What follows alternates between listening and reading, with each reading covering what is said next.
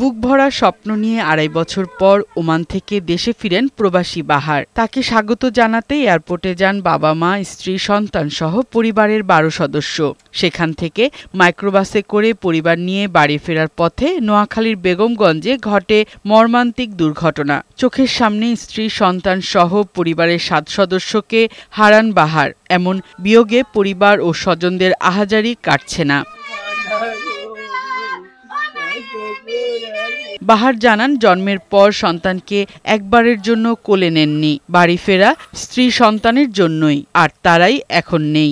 এই ঘটনায় পলাতক চালককে গ্রেফতারের দাবি জানান তিনি।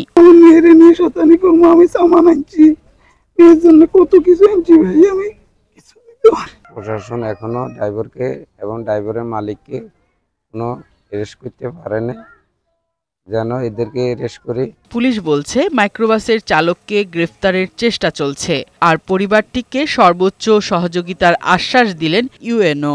আইনগত যত সহযোগিতা করা দরকার, যা যা করণীয়, সকল ক্ষেত্রে সকল ধরনের সহযোগিতা আমরা প্রদান করব। মামলাটা নিয়ে আসে, তাহলে আমি শুধু মামলাটা রেকর্ড করে দিয়ে দেব, এটা তদন্ত করবে হাইওয়ে। ফারহানা শিমু, বৈশাখী সংবাদ।